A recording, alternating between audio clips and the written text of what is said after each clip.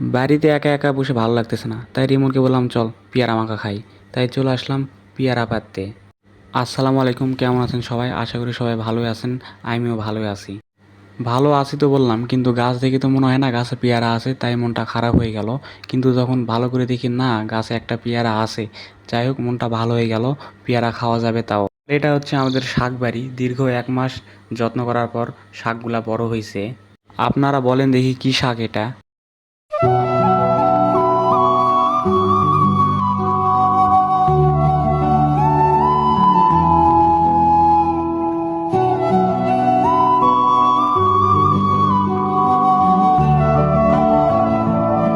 এদিকে পেয়ারা পাড়ার জন্য রিমনকে গাছে উঠাই দিছি।